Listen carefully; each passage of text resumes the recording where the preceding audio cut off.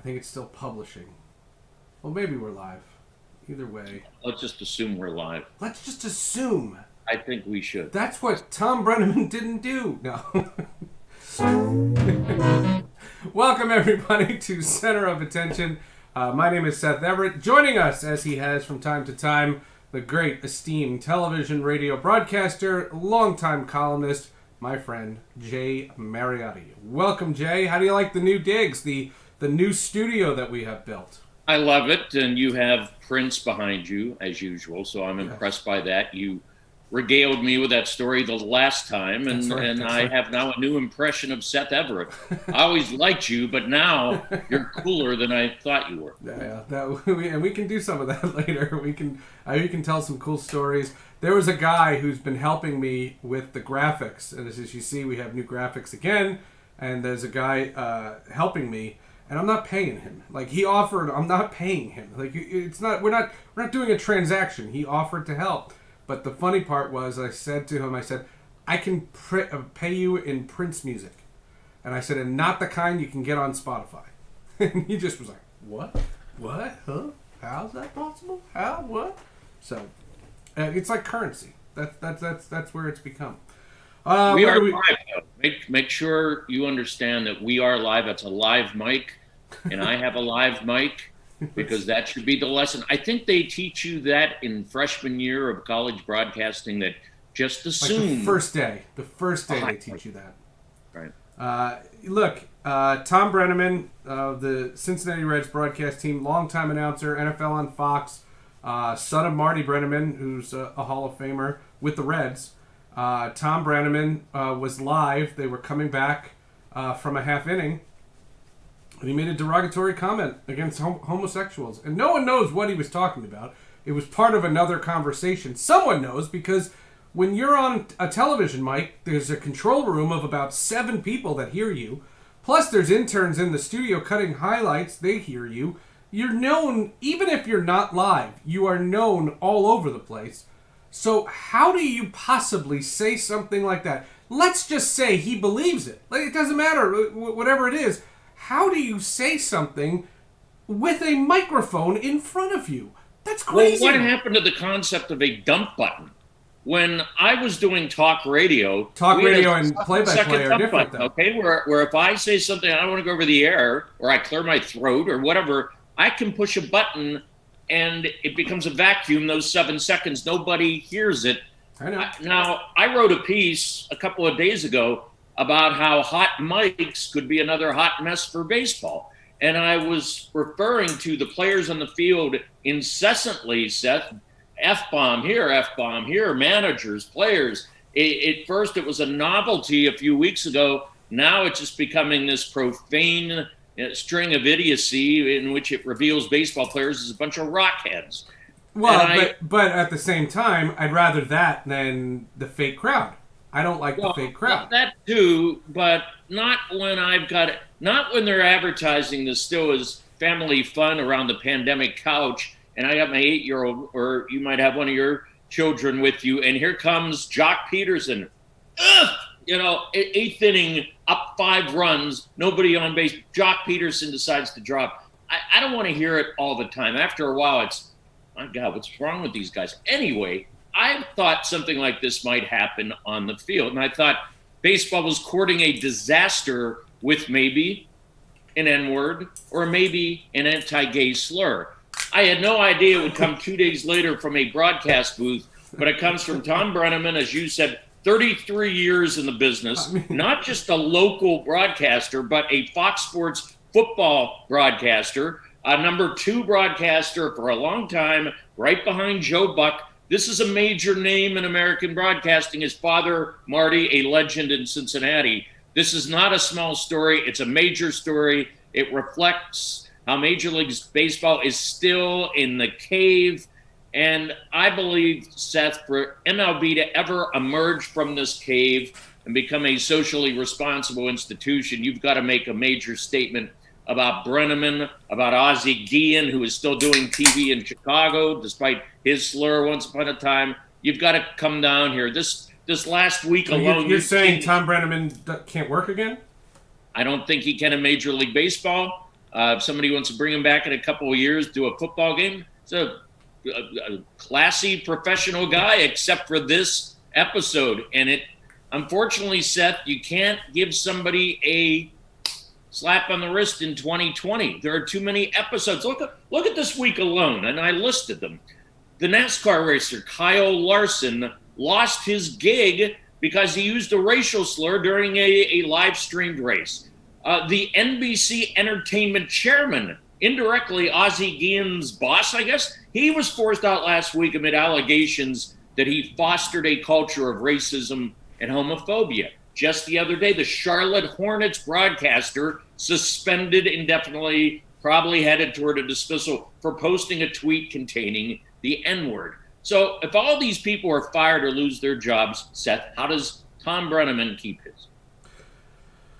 I hear you, and what I'm saying is I think suspension, and I think, my argument about this is if we just give up on every person that's ever done something insensitive or wrong, I would hate to think that you can have 33 years and, like, in an instant, right, you're out.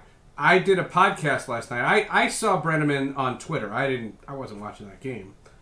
And I was doing a podcast with the new voice of the Washington football team.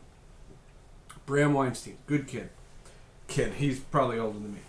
And but a good guy. I've known him for 20 years, and he's a really good dude. And he was telling the story about how he got the gig because of the harassment accusations from the Washington Post against 14 people in the Washington organization. Yeah. And one of them is the radio voice Larry Michael, who subsequently announced his retirement right then and there. And Bram has the job now. And what I'm saying is, what Larry Michael did means you never work again. Are we going to say the same punishment fits two awfully different crimes? That's all I'm saying. And I'm not saying that I want Tom Brenneman calling tonight's Reds game. Let's put it in proper perspective. There's double standards there. If we're looking at this punishment fitting the crime has to be something. You don't get life in prison for shoplifting. I'm not saying life in prison. I'm saying you can't do a Cincinnati Reds game again. Fine. You can't. Fine. And it's simple as this. Yes, I agree with you in theory that we should not apply a life sentence to anybody unless it's an axe murdering or something. I agree with that. However, Seth, in 2020, there have been any number of punishments laid down, and I just described a few of them for you. Are we going to have we can't accept double standards either. You can't. If I'm a lawyer, I would walk into a courtroom and say, wait a minute, this guy was fired, this guy wasn't, this guy got a suspension. How can we have this inconsistent pattern of punishment? Either you are fired for slurs or you are not fired for slurs. And I just gave you Kyle Larson out of NASCAR for a slur. So why do you keep Brenneman? And if I'm Kyle Larson's lawyer, I immediately say, right. Wait, you've kept Brenneman on the. Why is he losing his job and you're keeping his? Let me tell you something else, and this is much different. But you saw how Mark Grace, for telling this long, twisted story about his ex-wife parking in Bud Selig's spot at County Stadium, Mark Grace called her a dingbat on the air. Should not have done that. Got a 5-game suspension. Last week, Doris Burke of ESPN decides to make fun of her ex-husband, and she becomes the hit of the internet. Now, much smaller scale, but why is Mark Grace, shouldn't have called her a dingbat.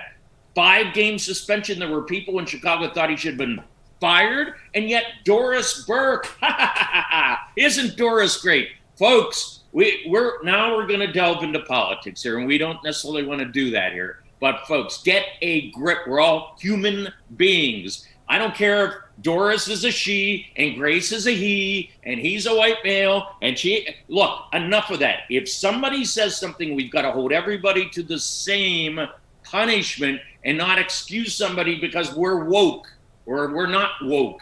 Enough. And right across the board, I think if the NASCAR racer is gone, then Tom Brenneman should be gone. I'm not saying for life. I'm saying you cannot bring him back. You can't bring him back to the Cincinnati Reds, but I don't know that I'd ban him for life, and I don't know if Fox... Does he still do Fox? He does NFL games on weekends, not the prime game, but he works for Fox Sports. Has worked there 20-something years. Yeah, that's crazy. That's great. Have you ever had an accident? Not an offensive accident, but have you ever had an accident where you didn't know a mic was live?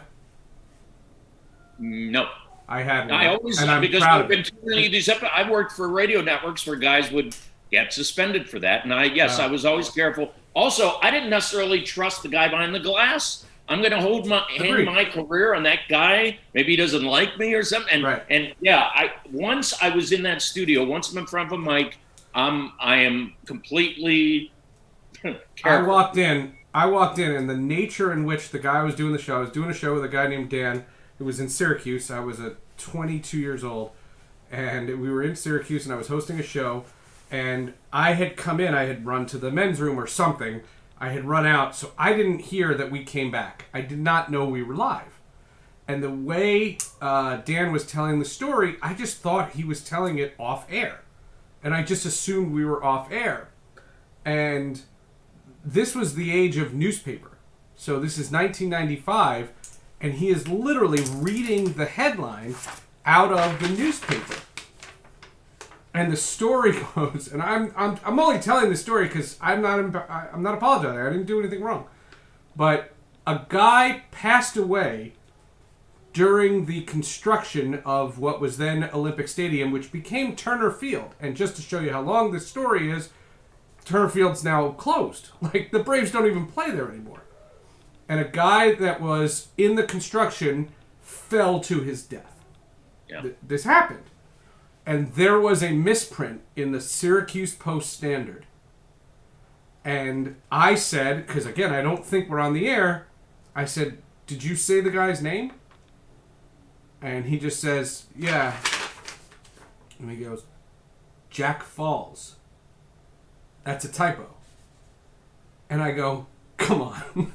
The guy fell to his death and his name is Jack Falls? And I lost it. I was 22 and I lost it. And Dan goes, "You know we're on the air," and I didn't. And I was like, "Oh my God." And I was making fun of the misprint. And I couldn't believe that the guy's name was Jack Falls. There are people out there, vultures, looking for any of us to do anything, and they'll explode it and right. But this is 1995. There's no social media, and I didn't think like that. You have to get with the times here and understand that there is responsibility involved for any professional broadcaster. I've always just assumed your mother is listening, your daughters are listening, and make sure they will be proud of what you will say on the air, and don't ever go down here for a laugh. Seth, too many people in this business think they're funny men. If you were a true funny man, you would be a comedian, you would be a sportscaster. Right. And yet it all stemmed out of the 90s ESPN Sports Center, where people like Olbermann and Patrick were legitimately funny, and it was natural humor, but it spawned this long line of bad comedians and I remember a story in Chicago, a very popular, successful sportscaster named Mark Giangreco. During Walter Payton's illness, everybody in Chicago knew Walter Payton had a problem, and his family asked pretty much all the media, "Please respect his privacy, don't talk about this, don't speculate anything." So we all kind of knew something was wrong, didn't know exactly what. Giangreco had to have heard the memo. If not, I don't know why. He should have been in the loop. He's a prominent sportscaster. And one day he posts a photo of Peyton and kind of mocks how thin he was. Like something about, it looks like he's running marathons. And we all went, "Oh my God, this is not responsible," or "Where were you when the memo was out?" And this is very sensitive material. Right. I remember trashing him because Walter Payton subsequently died. And I think he felt, to this day, Giangreco feels bad. But the point is, you're not a comedian, Mark. Why are you making cracking jokes? Do you think there are millions of people? No, give them the sports. And that would be my golden rule in my story, how to be extremely careful about anything. It's a crazy world out there, crazier and more complex than ever. And you can't get behind a microphone and not be. I would rather have somebody be boring on the air than try to be a bad humorist. Well, one thing we are not. We are never boring. These shows are so much fun to do. Nor are we funny. Sometimes we're funny. Sometimes we're funny. The more egregious topic, and I'm not dismissing Tom Brenneman by any stretch. I think it's a complicated thing, and there's a complicated answer. North Carolina University. North Carolina, and there's other schools that have had this, but North Carolina ties into the sports, and I want to get your opinion on this. North Carolina found an outbreak on campus, and they're sent all their students to virtual. And if you're naive, the freshmen probably went home. Maybe the sophomores. But if you have an on-campus apartment and you're paying rent, you're right there. You're in Chapel Hill.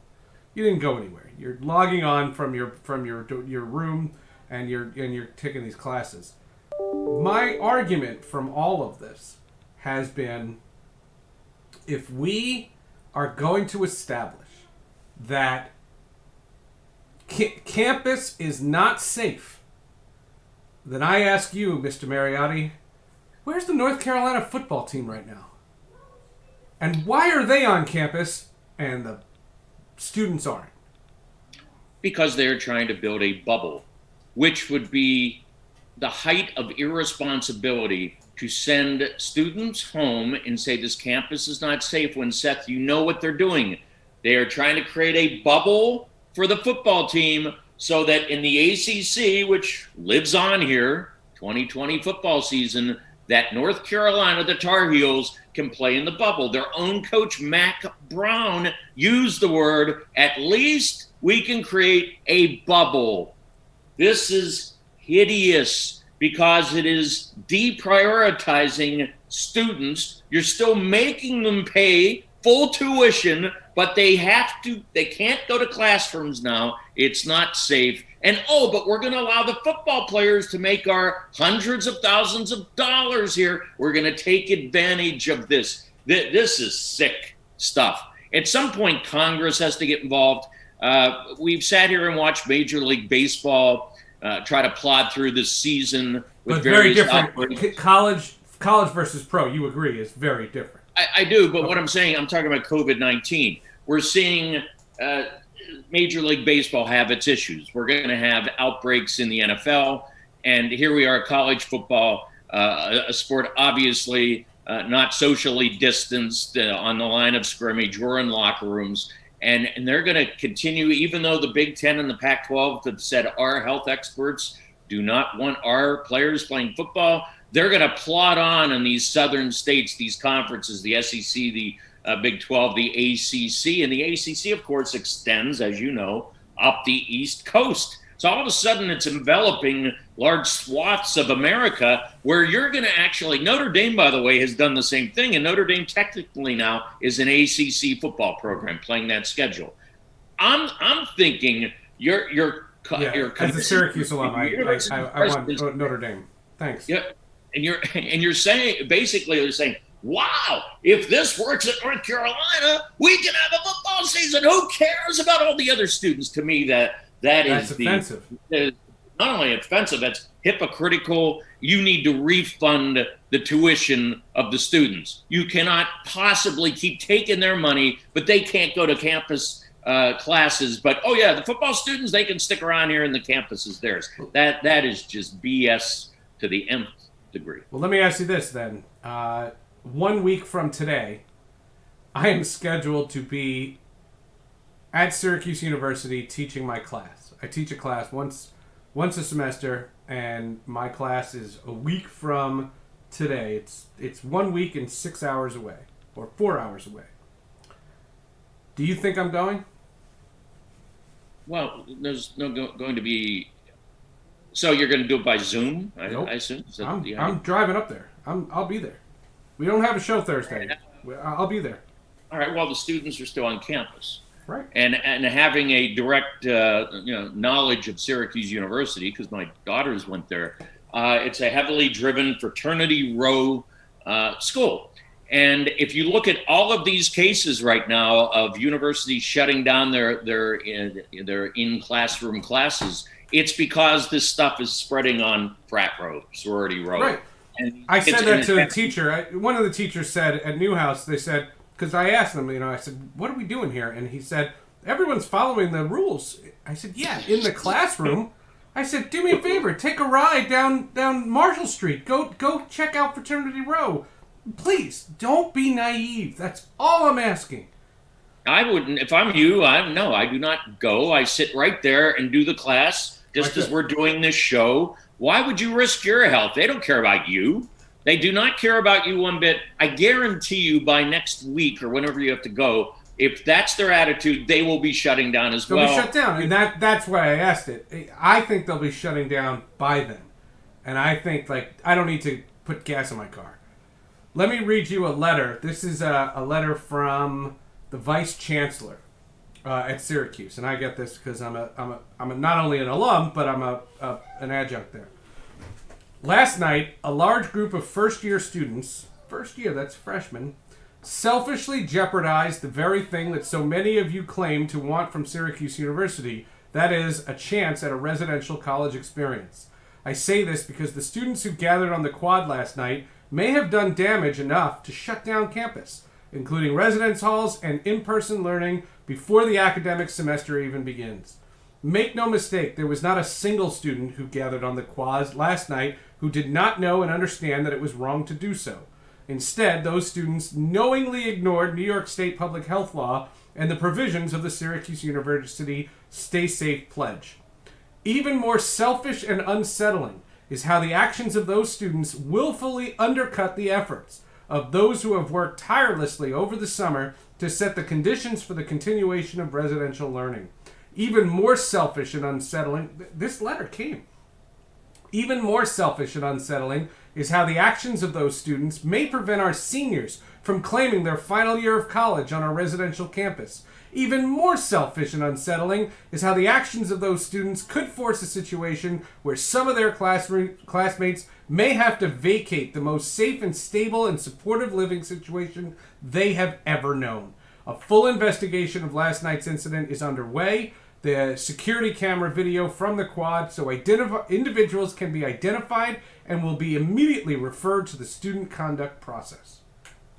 How do you know that universities will not exploit these sort of situations as an excuse to get students off campus so they can protect the football players? That's my problem. But if you don't believe that's my question. Read exactly. Well, here, Sally Jenkins, Washington Post column today as I speak, quote, "Watch as the inevitable outbreaks sweep across quadrangles, college coaches, commissioners, and their deep pocket donors will suggest ever more strenuously that we should get those infectious, dirty-fingered book readers out of the way so we can sequester the young studs whose health counts most and play a season." They've been half saying it already, with North Carolina coach Mack Brown saying that a campus without students, quote, helps us create a better seal and a better bubble around our program.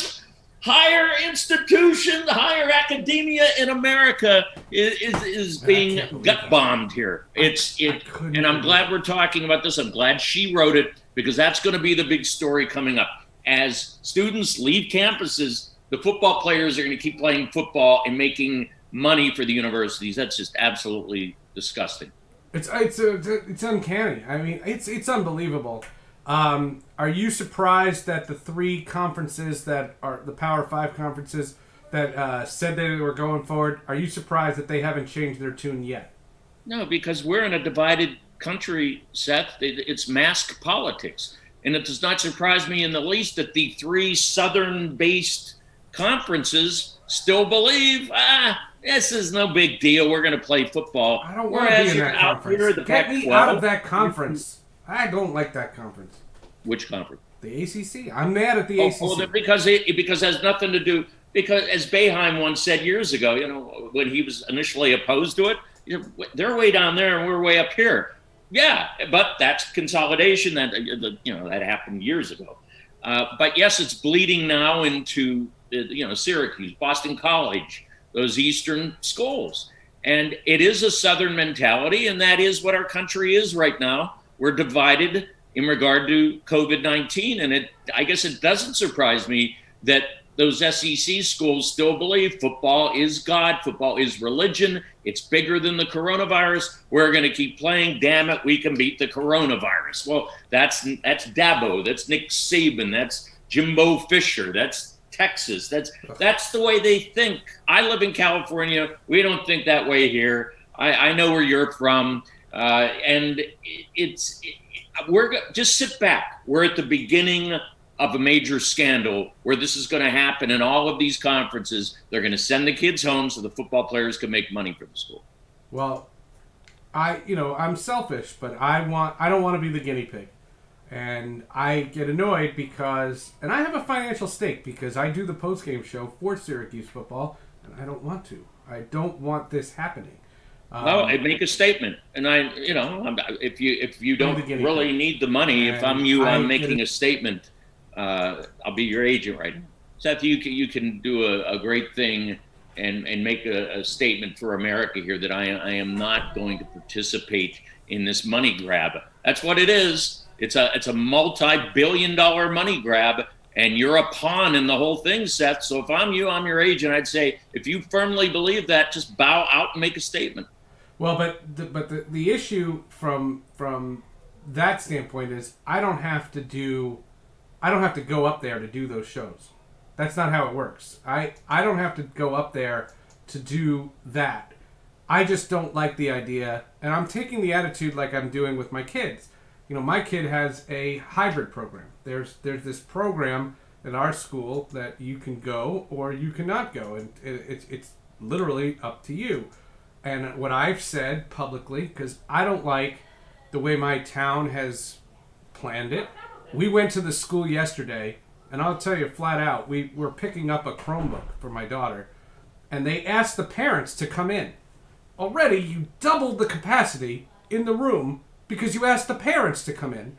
So we're all coming in, and everyone's close to each other. Yeah, they were wearing masks, but it was ugly. And I didn't like it, and I said, that's why, let some other idiots be the guinea pigs. And if you tell me, and I said this to one of the other parents, I said, if you tell me in 4 or 5 weeks, hey, school's going great, nobody's sick, everybody's great, they're loving it, I'll call the principal. I guarantee you they'll let my kids in. I guarantee it. I don't want the ACC to be the guinea pig conference. What I'd like is let the SEC and Alabama and all the idiots that you talked about, all those people, let them be the morons that try this thing because they want it. There's not a talk show in Alabama going, oh, I don't know if it's safe. Like, they're all happy about this. And I'm conflicted, and I hate this. And I'd love the ACC to say, nope, we're going where the Big Ten and the Pac-12 went, however, not the opposite. Who's the biggest culprit of all here in college football? Dabo Swinney, Clemson University, Atlantic Coast Conference. They are making the call here. You know that, right? It's Clemson. Because of the money that Clemson has brought into that conference for years. I'm not talking a little bit of money. You know how they divide money. That's arguably right now, flip a coin, Alabama, Clemson, the biggest program in America, the biggest money maker, and Dabo from day one has made fun of the coronavirus. So unfortunately, Dabo's influence, Seth, is stretching to Syracuse, New York. That's the problem. Goddamn Clemson. I'm telling you. Enough with this goddamn But how much, do the math, how much money has Syracuse made from Clemson's football glory? I get it. I understand it. I don't like it. I get it. I hate it. Well, that's why when Dabo or the AD down there calls your AD can't say we're socially responsible. Your AD has to say, well, damn, Clemson has made this much money for us the last 10 years. Your problem is Dabo Swinney. Andrew writes and says, and let's make sure we refer to them as football players and not student athletes, removing the non-athlete students who pay tuition and attend on academic scholarship from campus while athletes remain, seems to me the closing argument as to whether the revenue-generating sport athletes should be paid.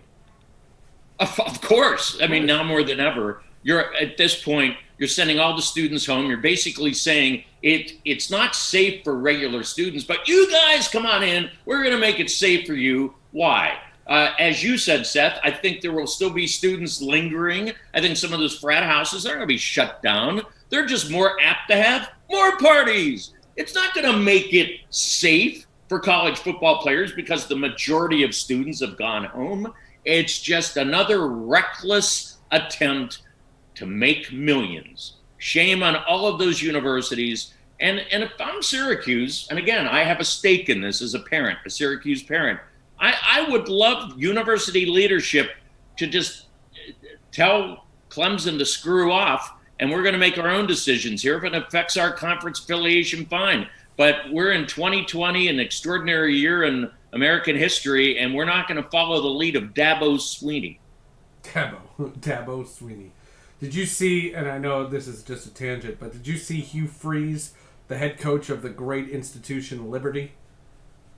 Yeah, well, you were telling me about problems with protocol at Liberty, right? No, but did you see the coach? So Hugh Freeze does this press conference, and he says, well, we haven't tested in a couple of weeks because none of our guys are showing symptoms. Hugh Freeze from Ole Miss with his own problems at Ole Miss. Clown at Liberty, and that's the South. That's what I mean.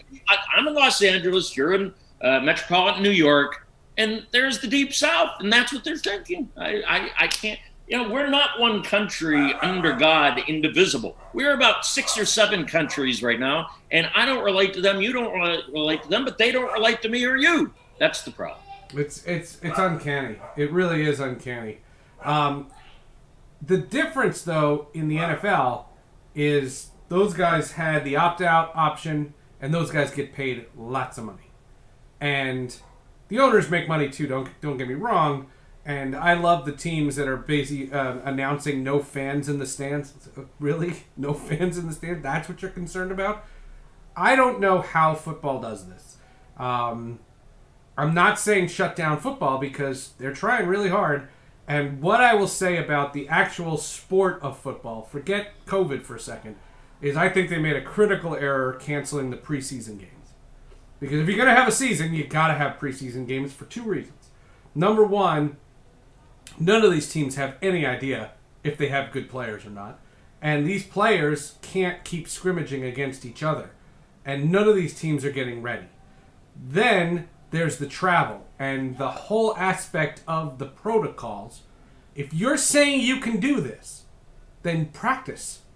And you have to have a preseason game where you get on a plane and go to a city and either stay in a hotel or not stay in a hotel or do whatever you're choosing to do, but think about it and plan it. And I've seen more than ever. And one of my new favorite things this week, well, it's been 2 weeks now, is I listen via Zoom to Adam Gase, the coach of the Jets, for my gig for SI. And I've been listening to him, and yesterday he says, and I'm not picking on Adam Gase because I guarantee you all the coaches are saying this, but I guess they had planned a scrimmage at MetLife Stadium. They were going to go over to the big stadium and actually play on the field, and they were going to scrimmage offense against the defense.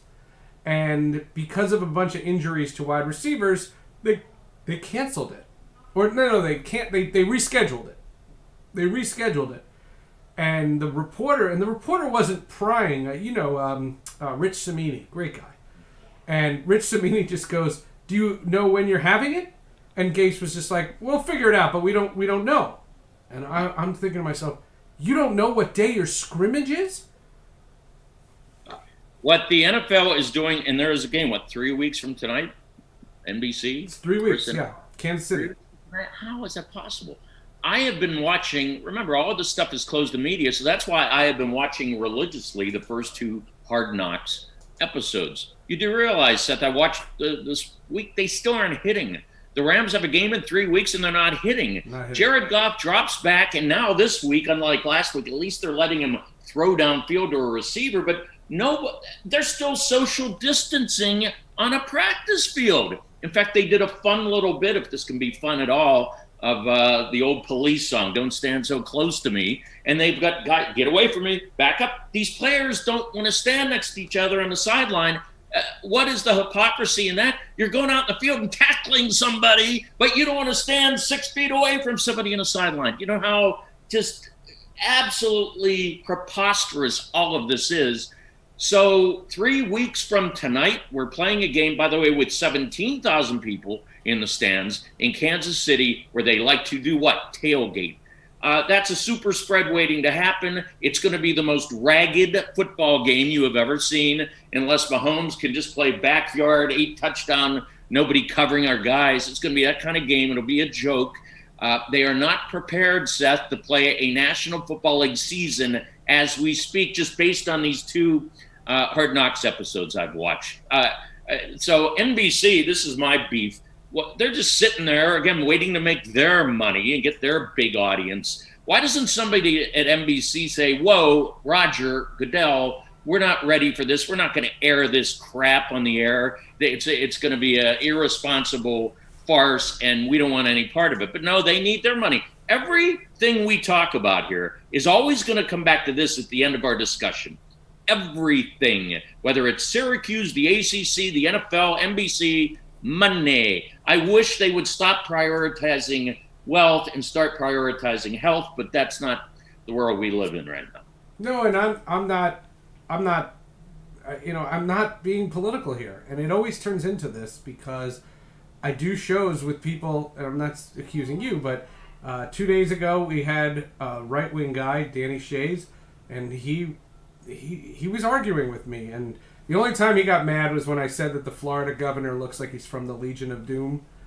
I said because the Florida governor just looks like everything after is going to be. Careful. They're going to say it's a slur. Be careful. Right. He looks like he belongs on the dais at the Legion of Doom, right next to the Riddler and Sinestro, and listening to Lex Luthor. That's in trouble.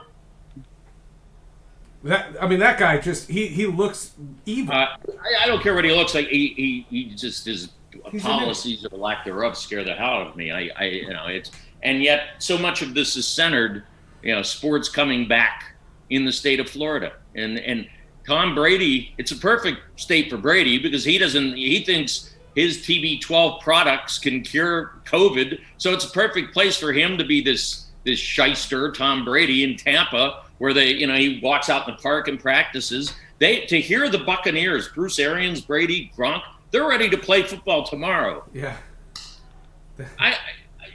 4 miles from where I'm sitting, the Rams have Stan Kroenke, their owner, has just built a $6 billion stadium where there will not be a fan in the 2020 season. So not that competitive integrity is the biggest issue here when compared to health, but Seth, how are you allowing 17,000 people at Arrowhead Stadium, but not one in the new Rams-Chargers stadium?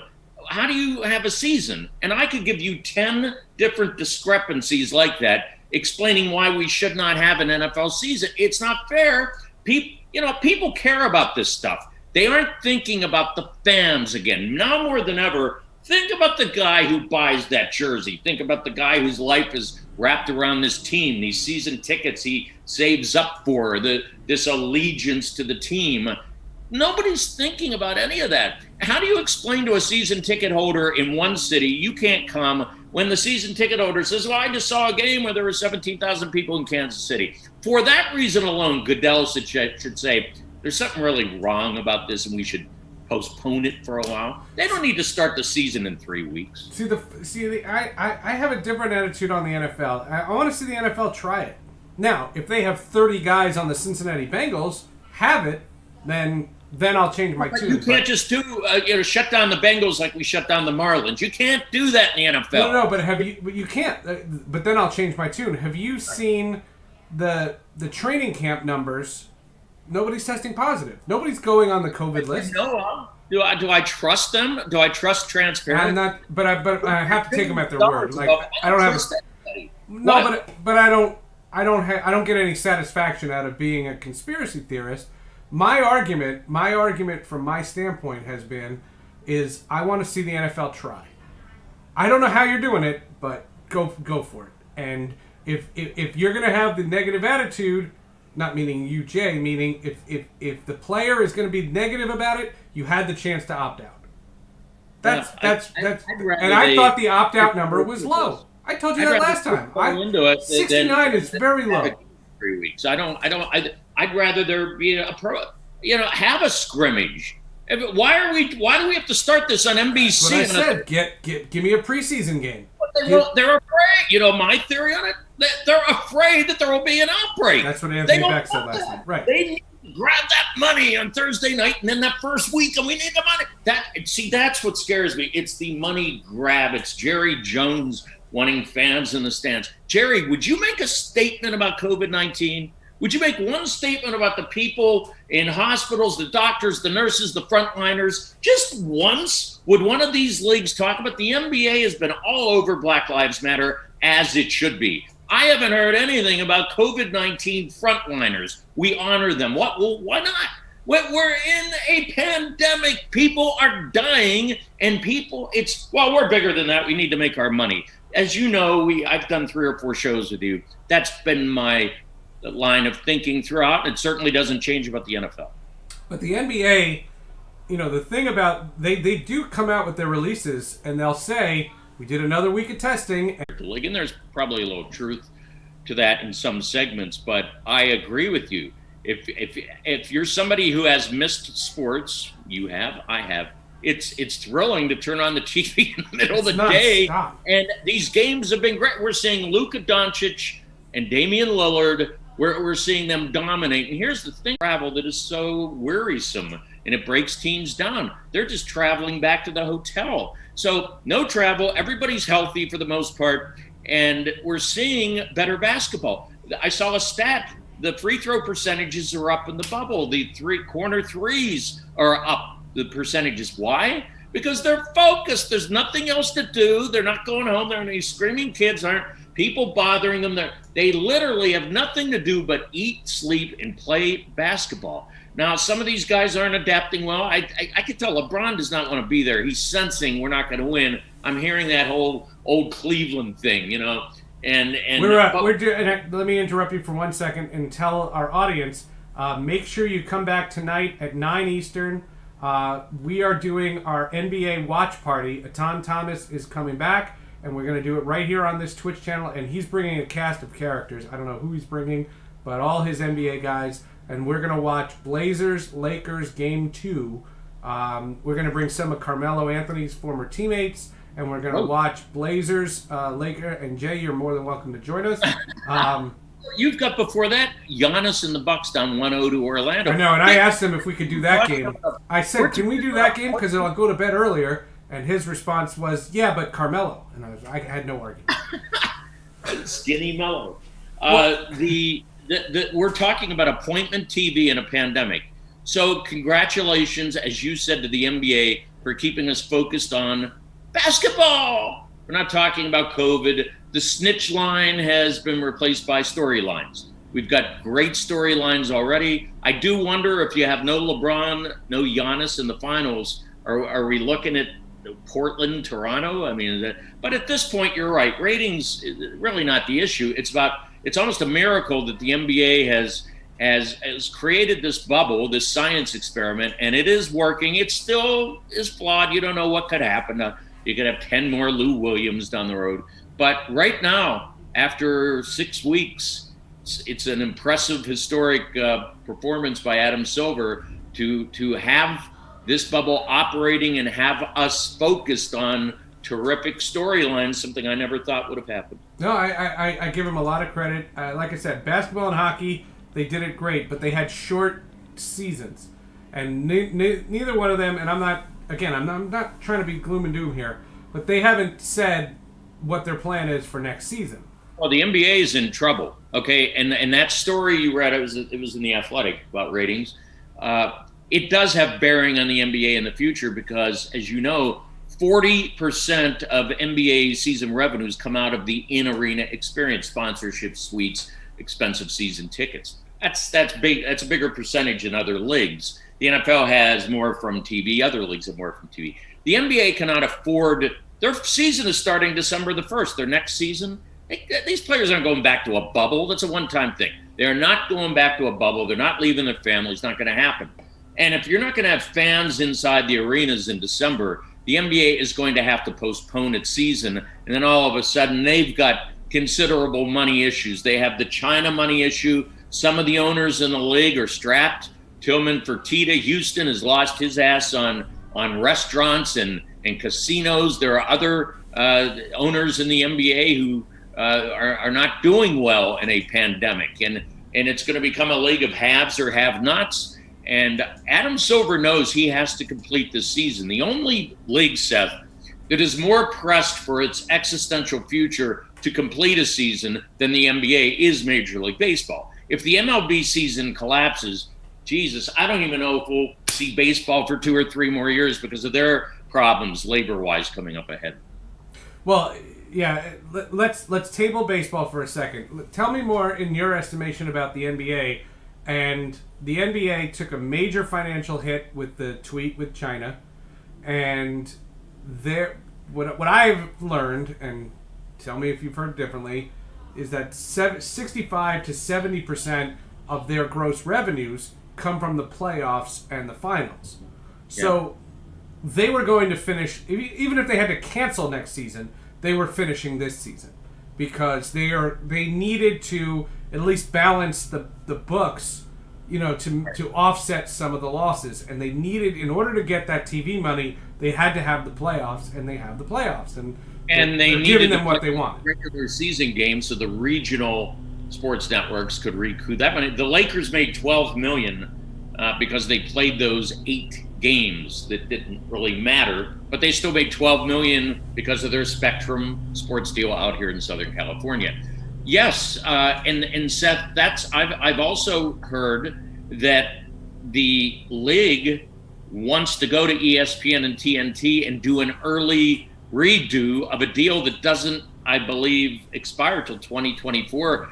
They're so strapped for money, they want to go to their partners and say, let's redo this. If I'm ESPN, and I've got my own issues, ESPN, I'm looking at these ratings and going, Adam, we love you, but your ratings are down. How are we going to give you more when your ratings are down? And see, that's the problem when ratings come into play. They do matter. I keep hearing this. Ratings don't matter that much. The hell they don't. When they sit down at that table every so many years, damn right, that's all that matters, because the leagues are trying to drive up the fees, and the networks are saying, well, your ratings aren't that good. So yes, I think the NBA, I'm not going to say they're in trouble, and I'm glad they're having terrific performances right now, but existentially, that's a league that has issues in the future, no doubt about it. Do you think that the NBA brand, though, I find this fascinating because the NBA as a brand has never been bigger. Their players have become, if there is a way to quantify, and I know that PR executives and marketing executives, they do this, if you can quantify the value of everyone, you can find 10 players in the NBA that are literally household first names. You can't do that they've maximized social media. See, that's great. the one league that is it's great. I know. Them credit. That's what MLB has never done. MLB does not know. You and I talked before the show, the mic was live too, about Fernando Tatis Jr., and this guy's a revelation. I can't get enough of this guy. If I'm Rob Manfred, of course he's got about problems this high right now, I'm immediately saying, can we maximize this guy? Let's pull out all the marketing stops. Let's get him commercials. No, they haven't even done that for Mike Trout. Granted, Mike Trout is a kind of basic guy, doesn't want to do that stuff. From the looks of Tatis, he's all over self-promotion and dancing. Can we exploit this great story of Fernando Tatis Jr.? That's what the NBA has done so well, starting with David Stern 3 decades ago. We've got 4 decades ago. We've got Magic and Larry Bird. Let's get them out there. We have Michael Jordan. Well, let's exploit this. Let's run down the line. And so it started with David Stern, and those lessons have never been comprehended by Bud Selig or Rob Manfred. So, but I'm gonna take issue with one thing you said. the ratings are struggling. There's no way around that. You might say the NBA is bigger, and I love watching the NBA, and I hear what you're saying about it being I'm not bigger. denying that ratings But are it struggling, doesn't- but but I it don't doesn't- think it's apples to apples. Yeah, it doesn't translate with Americans. It does you and me. There are a lot of people looking at this and going, sorry, and these are bigots. Sorry, it's 75% African American. I'm seeing Black Lives Matter. I'm hearing my man Donald Trump, and this is not me, this is somebody out there saying this, and I don't like the NBA. And Seth, those people are out there. It's scary, and that's the problem with the ratings. That allows Trump to get up there with Clay Travis a couple of weeks ago and say, the NBA is in big trouble. No, they're not in big trouble. But yes, he can point to the numbers and go, people aren't watching the way they're watching the NFL, and they're not watching certain sports. And there is some truth to that segment of people in this country who will shut down the NBA because they don't like the racial composition, which is scary. It's hatred. It's horrible. But that's America in 2020. But I don't. What I'm saying is, if you look at them as a brand, they're growing exponentially. And I remember I had a guy, this Columbia professor, who was explaining to me that the NBA is just falling victim to what all sports are falling, except for football. The idea that cord cutting is taking over. So many people cut the cord over the quarantine. People realize that, if they're cutting costs, internet streaming is so much better than cable. And I could do a whole show on how great it is to not have cable television anymore. And based on that, the NBA has married to such a deep level the TNT deal and the ABC ESPN deal that they are sycophant with each other, in that they need each other so badly that ratings in the NBA going down might not even be something about the NBA. If I am a fan, if I'm 17 years old and I'm a fan of Giannis, I can go to my phone and I don't have to go on TNT or ESPN, and I'll see as many highlights of Giannis as I want. And the game process is not my priority.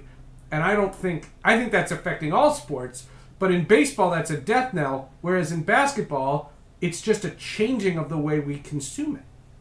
Well, and it's called streaming, and that's Mark Cuban said this, Seth, that the problem is the NBA and their partners negotiated this deal several years ago when streaming wasn't what it is today. It was based on cable. As you said, people are cutting cords like never before. Therefore, that deal they cut is obsolete, and it's not for the money that the NBA, I think, expects it would get in 2020, 2021. Those numbers, I believe that number is 24 billion, but it's spread over a number of years. So that is not market value right now. That's what Adam Silver is thinking. I love the NBA, but it does have it is fragmented in regard to its audience. And if the comparison is the NFL, and maybe it's not fair, but the NFL had major issues. It had Kaepernick, it had a concussion crisis, it had off-the-field issues, and it was bumpy. And there were a lot of columnists and talk show hosts saying, this is the end of the NFL. NFL rebounded the last 2 years. The ratings are right there. And what's happening right now, probably as we speak, even a pandemic, they are having secret meetings with all of their partners where NBC, CBS, ESPN, and Fox are all, yeah. What do you want? Here. And the NBA isn't even a discussion compared to the NFL. The NFL is where Fox Sports is either gonna survive or die, depending on the NFL. And ESPN almost in the same boat. They need to do a long-term deal with the NFL. So NBA is the number, I would say, the number 3 sport in America. I still think college football is bigger. So your NFL, college football, then the NBA? And then the NBA, and then MLB takes a long drop to MLB. You think college basketball is bigger than MLB? College basketball is in trouble, I think, and they're talking about their own bubbles. Like, really? Why don't you clean up the stench in your sport first? I don't want to hear about bubbles. I'm just thinking about these trials from the last 2 years and shoe company corruption and coaches in jail. Why don't we clean that up first? We're talking about college basketball in a bubble. Sorry, Syracuse, but that's the way it is. Well, It's the one pretty. thing about the bubble is I think it's doable in basketball because there's less people. So from just a logistical standpoint, it makes sense. And if you play just a conference, you don't go out of, so you don't do your big, like if you're going to do your ACC Big Ten challenge, just hypothetically, you could do that in a bubble. You could Yeah, put I them mean, all in look, one site. You you could put them all in one site and play for 10 have days. to travel though, and I don't know what the state of campuses will be. Are we going to keep students away forever so you can make your sports money? At some point, a parent is going to yank his kid out of there. A lot of parents. I'm going to assume, Seth. Maybe I should assume nothing in a pandemic, but that in the wintertime, the kids will be back on campus. Well, Syracuse, what do the kids do in the winter? They party frat houses and dorms on Marshall Street. They write letters. They got that letter. So are the players are they going to be infected? You're going to bubbleize. Well, you can't go out, kid. You got to stay locked in this dorm room forever. No, it's not reasonable. And again, it's guys thinking with their wallets and their Brinks trucks and not thinking realistically about life in 2020. Well, it's interesting. I mean, it's definitely going to be one of those circumstances where ultimately my idea of sports in bubbles is not going to last. It's not. There's no way. No. And I guess that it turns into, and I hate that it does, it turns into this conversation about the pandemic, and that's what it becomes. As And it, I think what has to happen in order to get this country really back is the election has to be over. The election has to be over. Like well, we need a we can't vaccine. we That's can't do been 3 months of this. We can't do no. 3 months I'm of this. not. I'm trying not to watch it. I just don't. But even okay. So there's a new president. Does that mean we have a vaccine in 2021? No. No, but And, I think a new president. I think a new president would have. I think if we had a different president, we would have followed the Italian model, the New Zealand model, the Korean model, the models of absolute complete shutdown, like oh yeah. against the law to go outside. Absolutely. Like Derelict leadership, no disputing that. What I'm saying is, okay, new president, that doesn't mean we concoct this vaccine immediately. And by the way, you have to approve it. It has to be safe. It has to be distributed to that's the what I'm masses. saying. It's too And then soon. Right. it'll be politicized. Who gets it first? And then can you imagine the warfare about, well, this rich person's going to get it and this college sports team's going to get it, but this guy's in a hospital is not going to get it. Really? I mean, but that's what we're in for here. And I'm not one of these guys who thinks, yeah, we'll have a vaccine in 2021. I hope so. I hope and pray we have one by 2023. But to get back to your point, if it gets to the point we don't have a vaccine, you are absolutely right. The smartest thing you have said today is bubbles are not going to last forever. The NBA, this is a one and done thing. And colleges can talk about it. The NFL can talk about bubbleizing the New Orleans Saints and the Cowboys. This is temporary. If we still have a pandemic in a couple of years, I don't think sports exists. Sorry. And that's not gloom and doom. That's just realism. You know me. I'm about truth and realism. I no BS. I like sports as much as anybody, but I'd like to stay alive for a while. And if we don't have a vaccine next year, how the hell are we realistically going to be playing sports? Well, it has to come from. I don't. It's all muddy. The end is muddied, because I remembered when we started the show in March. So the story behind this show, Atan and I were working in Syracuse. We weren't in Syracuse. We were doing it remotely, but we were doing a radio show. And Twitch had reached out to me, and they were like, you got to do stuff on Twitch. It's a platform that's growing and growing and growing, and you got to be a part of it. And I said, okay, but what I didn't want to be was the guy to be. I'm not a one of these clowns that you see a lot of these young guys that'll do. They'll do these solo shows where they just read their chat rooms, and they go, "Hey everyone, welcome." And I can't do that. That'll drive me nuts. And because of that, Atan said there is so much going on. I wish there was a platform where we could just say what we think. And that's when we conceptualized this thing. And what I have loved about it is it has been a conversation where we don't have a program director that's coming after us saying, I want you guys to talk about the offensive line of the Bears. Like, we don't have to do that. We can talk about what's really going on, and people can either dig it or not dig it. But the reality of it is that just do me at least the favor of saying what I think we are doing is what program directors say they want, which is we play the hits. We play the topics. You and I didn't plan topics before we started. Man, they are in Chicago. They are doing Nick Foles versus Mitch Trubisky. Oh, please! Oh my God! I look at the ratings. You realize that now these sort of look like my grade point averages my senior year of college: 1.0, 0.6, 0.3. These are rock bottom. And I know what they all say at the radio stations. Well, we're into the bro dude demographic. I'm looking at the 6+. I get that. But, in Chicago, they're down by the DuPage College County station, the Christian station. In L.A., you got to look to the very bottom of 33, 35, 36th place. There are 2 Los Angeles sports stations. They're not even, they may as well just run dead air. That is what has happened during the pandemic. And you know why? You hit on it. Because the program directors, the market managers are reporting to these corporations who are telling them, safe, nothing but safe. We don't want to lose an advertiser. So I don't care what they say, but it's got to be safe. So the safe thing is, wow, what about that tight end battle? I get a friend in Philadelphia who's making a lot of money. He's a talk show host.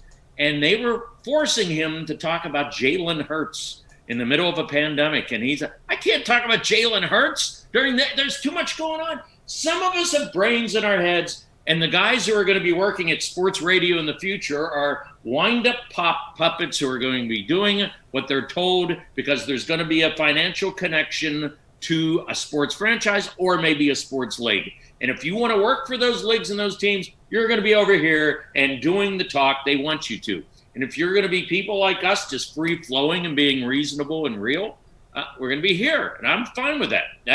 I don't have a worry about a guy, as I used to in Chicago. I'd say something, and I'd say to the partner, I'd say, all right, when's he going to walk in here? 8 seconds later, here comes the PD. Guys, can you kind of get off that topic here? Because it's a little sensitive. I hated that. This is the United States of America. But when you're working for certain radio companies, you become this homogenized filler, basically, for them. Well, and what I've noticed, at least during this time, is people were very excited. You brought up Tatis. We should get into baseball. You brought up Tatis and said how refreshing he is. Because he's fun, and he seems like he's having a good time. And this unwritten rule about if you have a big lead and you get a 3-0 count, you can't swing. And it was funny because it reminded me of silly baseball conversations that we'd had in a simpler time. That I'd rather tell somebody they're dumb because of that as opposed to what happened with the Cleveland Indians or the Cincinnati Reds. This idea that games are still being canceled and they don't know and they're not sure and they're what I didn't like, and you referenced money, I didn't like that they expanded the playoffs because TNT and TBS and ESPN said, sure, please expand the playoffs, please. And they're doing it to offset the money, and the players are getting a piece of that.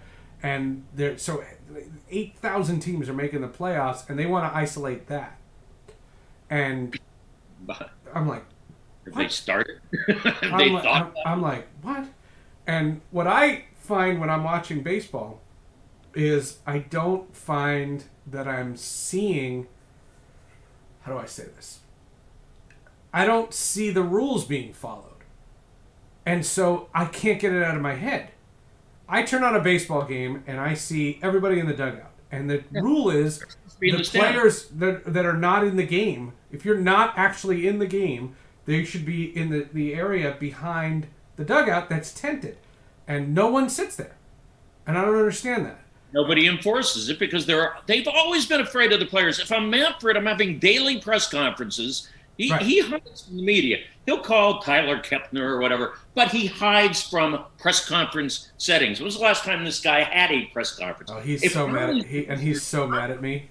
Now more than ever, I'm front and center right now answering every damn question because you're dealing with public trust issues. People don't trust baseball as it is. Now in a pandemic, you're so right. Everybody violating protocol, everybody dogpiling. The A's dogpiled a couple of weeks ago. I told you, Nick Senzel and Joey Votto bear hug. Well, here's Nick Senzel in COVID. Whatever they call it, IL, whatever ILDL, whatever. It's a ridiculous phrase. Was any disabled person offended by the disabled list? Well, I'm okay with that. Anything we can do, we don't have to do. It's fine. But to have a COVID list, they treat these. Okay, he's on a COVID list. It's like a sprained ankle to these teams. And yeah, I think it reflects a general irresponsibility about the entire situation. And it's not just the Marlins. It's not just the Cardinals. Now we have the Reds, and I'm just wondering who's next. They never should have been put in this position. Baseball should have studied a bubble a little harder. I know Manfred has said it would have been impossible. Really, only have a few more players than an NBA team. I know you would have 22 in the NBA bubble, and you'd have 30 in Major League Baseball, but those numbers aren't that far away from each other. I think it could have been done, but you remember, Seth, they were fighting over money at the time, of course, and the players didn't want to be in Arizona in the summer heat. Because it's 125 degrees, yeah. Yeah, well, you would have been indoors, although not in certain stadiums. Anyway, maybe all of these sports, except for the NBA, which is doing it right, and the NHL, which is doing it right, should have said, we're just going to put a pause in the season, but they're too desperate to make money. And you're so right about that. And that's why it's so important for baseball to be all over this Tatis story. There are so many great young players, electric players in Major League Baseball, and baseball has not marketed them to the point, except for those kind of forced, yeah, I'm Bryce Harper, I'm cool. Well, let's not be so obvious about it. Yeah, you're trying to make them look young and cool and hip. All you have to do is show a video of Tatis dancing in a dugout, and then give them a promotion, an endorsement to do with it, and then America finds out who he is. I like Bryce Harper, and I like. Look, there's still good players in baseball. I just think that nobody knows who they are. Trout's the best player in the sport. Nobody knows who he is. And I used to tell radio stations you should have a contest where you come out of a commercial break and play a random soundbite with Mike Trout, and give a T-shirt to the first guy that can recognize his voice. Well, part of the problem is he's Mike Trout's his personality, and if you play, and these guys haven't played in. If you played a game on the same radio show, and I played you random sound bites of David Ortiz, Alex Rodriguez, Derek Jeter, you would know. You could Sammy Sosa. You could hear the sounds of their voice instantly. Right. You know what Barry Bonds sounds like. You don't know what Jose Altuve sounds like. I don't know where these guys have disappeared to, and I don't understand how in this day and age where there's so much media, why do I not know any of these guys' voices? Because the game is run by a bunch of stodgy old men, period, end of story, always has been. These baseball owners, they buy a team, they don't go away. There's very little diversity among the owners in baseball, and you've got Bud Selig's lawyer running the game now. Enough. It's boring, it's old, and they don't know how to market. They're just counting their money, Seth. That's the problem. David Stern knew he had to grow a league. That league was tainted. It was troubled. There's drug problems. Nobody's watching. The NBA Finals were on tape delay. David Stern needed to popularize the game. He wrote the blueprint, and Adam Silver was watching it as his deputy. Baseball is just run by old farts running around in their boxer shorts, and that's why we have these ridiculous unwritten rules that have carried over because they have wanted to emphasize tradition in the game. And what blew me away about the Tatis story was that his own manager is only 39 years old. This is not some geezer, 70 years old, sitting around in the dugout. And yet he's the one who made him apologize for what? This team would have been a 5-game losing streak. Their closer was injured. They're blowing big leads. No lead is safe when we have juiced baseballs and, for all we know, juiced hitters. No lead is safe. I can't tell the best player in baseball right now, it's 10-3, lay off. I need those runs because my bullpen might blow the game. That's what's lost in all of this. And for the 39-year-old Jace Tingler not to know that blows me away. And for 44-year-old Chris Woodward not to know that, that's scary because these are still kind of young guys and they're following this old school nonsense, this etiquette. Well, it's funny because it has not... I don't think it's registered. I think what happens is, I think longtime baseball people have noticed Tatis by going, ooh, he's different. But I don't know that a 15-year-old kid has even noticed that. But the 15-year-old kid might notice that's the guy who dances in the dugout. That's what the 15-year-old's going to notice. He's not going to notice Mike Trout. You know what I mean? Maybe. So I don't know. I haven't heard Tatis much. But what I can tell you is Reggie Jackson, of all people, came out and supported him in a tweet. You remember Reggie vaguely. Reggie Jackson was the most flamboyant athlete. And he was mean. Of course he was, but he had personality. That's what we're talking about here. And Sammy Sosa, who I covered, did have personality. And somehow the personality of baseball became suppressed for whatever reason, even though Bryce Harper was oozing of it from the day he showed up in the major leagues, even before then. Mike Trout, the problem with Mike, unfortunately, he's this decent guy who wants to play baseball. You can't inject something in. I'm glad he's not injecting anything, hopefully, into his body, but you can't inject personality.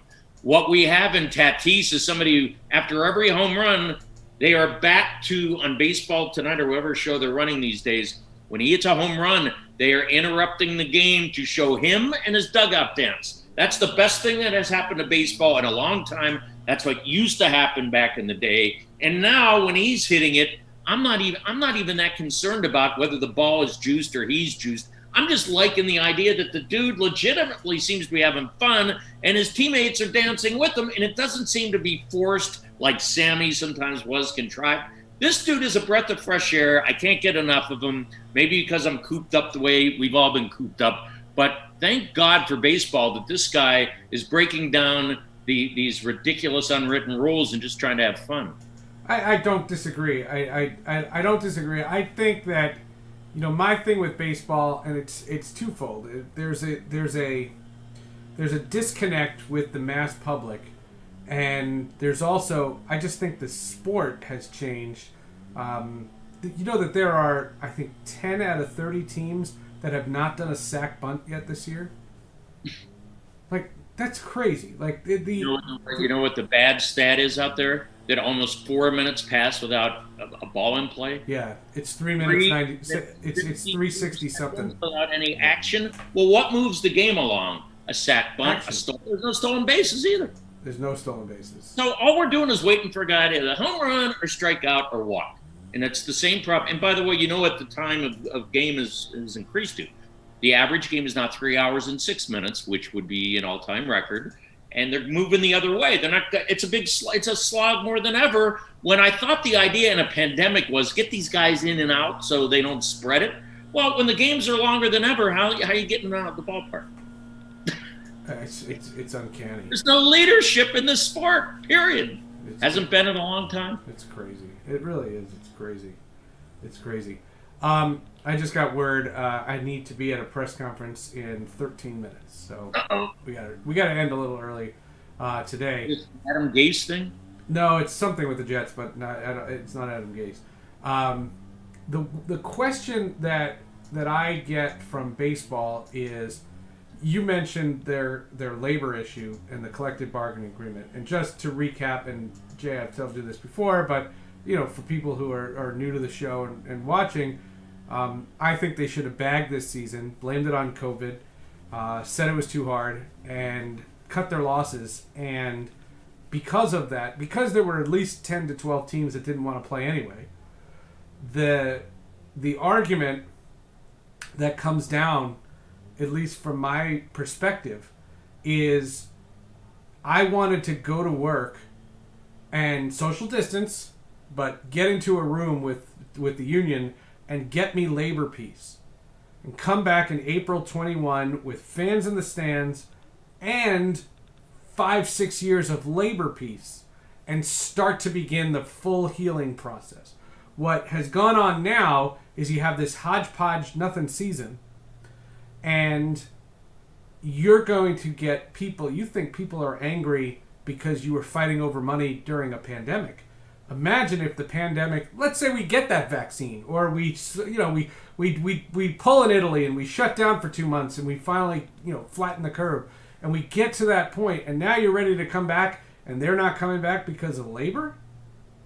Oh, they'll lose everybody for permanent. You're making too much sense. Stop making sense, David Byrne, Talking Heads. Stop making sense. I mean, it just can't. This has been the age-old argument about baseball. Remember, I was in Chicago, a very young columnist, when Reinsdorf sat there in the press box one day and said, "I'm going to be a Hawk." And he wasn't talking about Harrelson. And you saw what happened from that point on. Bud and Jerry led the work stoppage with it eliminated a World Series in 1994. Well, I'm old enough to remember that and how long it took baseball, Seth, to come back from that. There were some bleak seasons, 94, 95, or 95, 96, 97. People were not watching. And by the way, by no coincidence, that's when the NFL just went 100 miles per hour past baseball, which is in its old wagon train going down the freeway. That's when the NFL became king in the mid-90s because of baseball's insistence on trying to kill the union, which is still out there. Seth, there's no chance, as long as there are these old school owners in baseball, to ever have the scenario you just proposed. They don't want it. The idea that some of these guys like Reinsdorf, what they want is to kill the union. To this day, the dude's in his late 80s and he still wants to bury the union, and he has influence over Manfred. And the union is so sick of this attitude. As much as Tony Clark and the leadership would love to get in a room and figure out the 2021 season, they don't trust the owners. This is what you say is the perfect resolution, but it's impossible until we just explode this entire sport and start over. I think there's two crises, and the first crisis, and I've been saying this way before coronavirus was ever a word in our vernacular. I said the first crisis was 21 because it's not like the past labor talks, because I was a college student during 94, but I did cover 2002, and this was about a salary cap and no salary cap, and it was just about money. The argument from my standpoint is that they are philosophically opposed, and I can tell you this personally. Tony Clark doesn't hate Rob Manfred. Rob Manfred hates me, but that's a separate issue. The argument for Tony Clark is he doesn't have an issue with Manfred. What he's trying to do is protect the old ways of doing things. He wants starting pitchers to still be valued the way they have. And the introduction of the opener has changed their business model. And they want payroll slotting, and they want a worldwide draft, and they want a floor and a cap, and they want different things. And they're diametrically opposed to each other. And what better thing to do than a pandemic? Because you're forced to sit down and talk. But then there's the second crisis, which is I'm 46. So when I'm 75, the people who are 15 now, they'll be in their 40s. And they won't give a crap. And that sport's finite. And you never thought you'd say that, but 10 years ago, or maybe more than 10 years, 20 years ago, you would never say boxing's over. But boxing's over. Because it got old. Its audience. Every year, Fox puts out its demographics. And every year, the average age of a World Series viewer graduates every year. It's 57, 58, 59. Now it'll be 60 years old. So eventually, in about 10 years, you're going to start seeing people get old and die off, and baseball will have no audience. Which brings me back to Tatis. What I have found this week is we've heard this debate. It's a generational debate. That's great for baseball because for the first time, I'm hearing a 15-year-old out there who doesn't care who wins the World Series, but does care that this guy he likes with the San Diego Padres who dances and hits home runs is being told not to swing. So what we've heard on talk radio this week, or what is left of it, are these generational arguments that are great for the game. For the first time, we have young people caring enough about baseball to argue about it. That's what Manfred has to understand, but this doesn't enter his brainstream, anything like this. And you just saw, this is important, Tony Petitti left. He left. And he was commissioner in waiting. And what's he doing now? Esports? Yeah, he went to Activision, That's dramatic, because one of the few people in there who thought about how to grow a young audience left to grow a young audience somewhere else. I thought that was extremely... you want to hear a great Tony Petitti story? Yeah, go ahead. So I was at BAM when Tony Petitti got hired to run MLB Network. And we were in this room. It was at... there was a cocktail event, I think at a GM meetings or something. And we were all in a room. And Petitti doesn't know who I am. You know, it was a whole group, so we hadn't been introduced. He says... So they said, somebody goes to him and goes, MLB Network, huh? And he goes, so what are you going to do? What are you going to bring to it?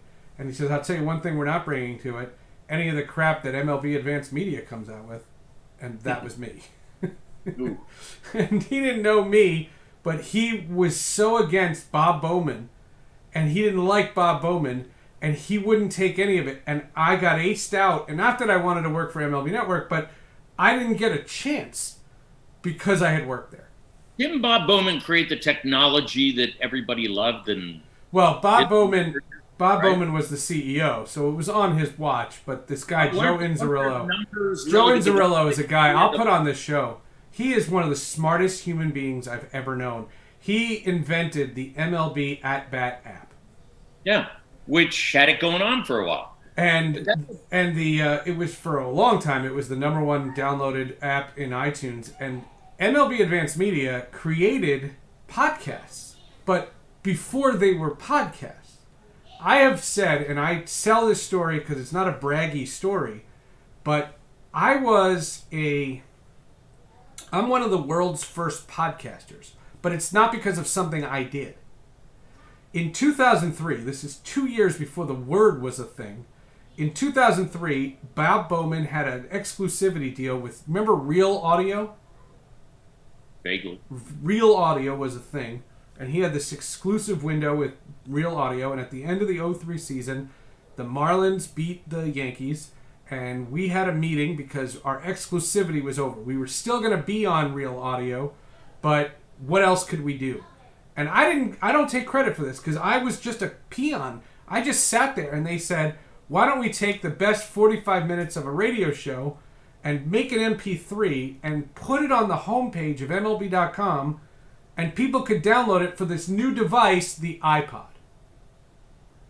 And that guy, I think, and I think I know who it is, and I don't know how to reach him, but his name is Craig, and I think he should get credit for being one of the world's inventors of podcasting. He created the monster. He created, they did all that. Bob Bowman, who was in one of their few assets in management, gets run out in some sort of scandal that I'm sure it was a pretty bad scandal. He slept with 5 women. But this is the problem with baseball. It's medieval management, and it's Game of Thrones. You just described some of it at the top, and this guy doesn't like this guy, and this guy. It's poison, and that's what the NBA does well. I mean, they are united. You don't hear of any of that in the NBA. No scandals. Silver hires the right people. They're all on board with each other. Baseball just seems to be so damn political, and it's always been this way, Seth. And again, when I was growing up, it was king. Now it's tumbled to number 4, and that's only been in a 25, 30-year period. Baseball's done everything wrong in that period of time with scandals and so on. And football, despite its own issues, has done pretty much everything right to relate to an audience. And here we are today, talking about the NFL starting a season in a pandemic in 3 weeks, and baseball trying to prevent the next outbreak. It seems so perfect we have come to this in 2020. Yeah, well, And it's funny because I just sent you the link and I put it in the chat room. Did you see the Deadspin? This is when Deadspin was great. Did you see the Deadspin article from a couple of years ago? Don't talk to me about Deadspin. Yeah. Oh well, this was. You're not great. They lie about people. Okay. But anyway, do that with anybody who's had any. This article was vetted. It's a pretty good article. This is from March of 2019, and this is about all the scandals at MLB Advanced Media. And they asked me to be a source on this, and I said nope. I said I'm not touching this one. But I know all the people in that article. Every person in that article I knew personally, and it was wild. The headline is. MLB Advanced Media made billions for baseball, chewed up its employees, and spit them out. And it's all on Bowman's watch. It's pretty wild. Yeah, it's a again at the time when technology was coming into focus for sports leagues. Here MLB of all leagues has a guy who knows what he's doing, and they can't maintain it without there being a scandal. And that's what I'm getting at. I'm sure these other leagues have their own issues, but they never tumble out into the public eye. And that's what I mean. And then so I don't know. I'm glad this week for the first time we've had a Tatis story, we've had a Luka Doncic story, we have a Damian Lillard story, and we're actually talking about stuff going on the court, on the field. Yes, time in months, sports. And that's how I can differentiate this week from this slog of the last 5 months. I'm happy to actually be talking about sports again. It's a blast, and it's a blast to have you, man. And I'm sorry we have to wrap it up, but go do your press conference. Yeah, I think it's a press conference. They just said it's a mandatory meeting, so we'll see. Ask them one question: how in the hell can you play a game in 3 weeks? Just that one question. And should I stream it right here on this channel? Yeah. Tonight, 9 o'clock Eastern time.